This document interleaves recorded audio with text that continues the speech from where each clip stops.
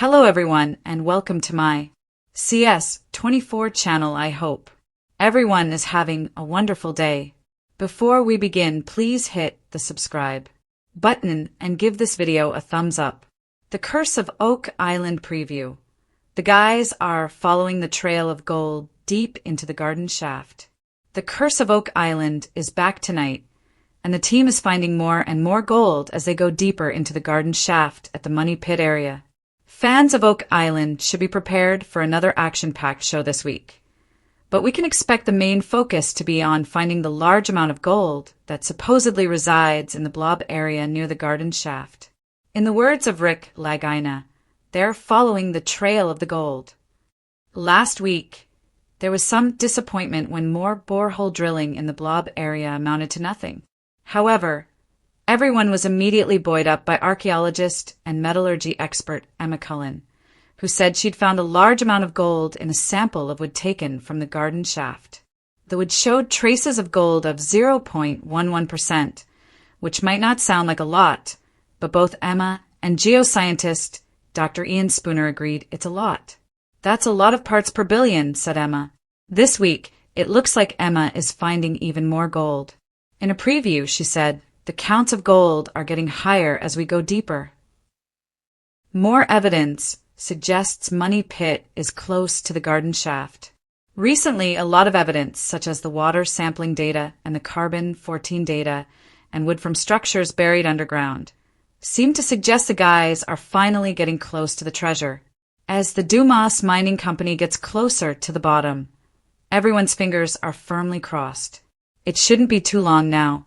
This week's episode synopsis from the History Channel is all about the gold, and it is short, sweet, and to the point. It reads, as the garden shaft operation gets deeper, the evidence of gold gets stronger. The guys have been cramming quite a lot into the episodes this season, and tonight looks no different. This episode is called A Well of Secrets, which likely refers to the mysterious well on Lot 26. Oak Island team digs for silver at the well on Lot 26. Previously, Ian said he had found a high level of silver in the water of this well, suggesting there may be something of value buried nearby. According to a preview, the guys have decided to dig out the well and excavate the area. Let's hope they find something. Meanwhile, blacksmith expert Carmen Legg is back on the show to appraise some artifacts.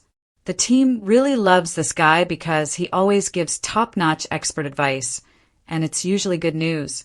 In a preview, Carmen can be overheard stating, we're looking about 1650 to 1690, which indicates an artifact that is way older than the initial discovery of the Money Pit. Carmen's words probably have something to do with another Gary Drayton discovery. The metal detectorist appears to have pulled a hook-like artifact out of the ground, and he thought it looks really old. A strange stillness hovered over Oak Island as the morning fog curled around the pine trees and lapped at the edges of the dig site like a secret waiting to be uncovered. But beneath the ground, down in the damp, echoing tunnels of the garden shaft, the hunt was heating up in a way it hadn't in years. Rick Lagina, his face set with the familiar mix of awe and obsession, leaned over the shaft's edge as the crew carefully lowered a state-of-the-art metal detector into the darkness. If we're right, he said quietly, we could be following the trail of gold right into the heart of this mystery. This week on The Curse of Oak Island, the Fellowship of the Dig is chasing the strongest lead they've had in over a decade. One that may finally connect the dots between centuries-old legends, cryptic maps, and the tantalizing traces of gold they've been detecting around the garden shaft for weeks now. Everything started to shift a few episodes ago when water tests revealed unusually high levels of gold molecules, far higher than any naturally occurring deposit. Then a tiny piece of parchment was pulled from the mucky depths, barely larger than a fingernail, but unmistakably human-made. Now, all signs are pointing in one direction, deeper. As this episode begins, the team, Rick and Marty Lagina, Craig Tester, Charles Barkhouse, Jack Begley, and the ever-determined Scott Barlow gather around the shaft with a new sense of urgency. For years, The garden shaft has been a site of careful excavation and cautious hope. But now, it's a full-on gold hunt. Everything we're seeing suggests we're following a trail, Marty says, pacing near the winch controls. A vein, not of natural gold, but of evidence. Traces left behind by whoever hid something here, something they wanted us to find. Inside the shaft, a specialist crew descends in a reinforced cage. Cameras capture every moment, dripping wooden supports from earlier excavations, strange markings carved into the old shaft walls, and the gleam of newly exposed metallic fragments catching the crew's headlamp beams. "We've hit something," comes the voice over the walkie-talkie. "Looks metallic. Square. Not bedrock." Moments later, the object is carefully pulled to the surface. It's a rusted, rectangular piece of iron, but it's what's embedded in the corroded metal that stuns the team.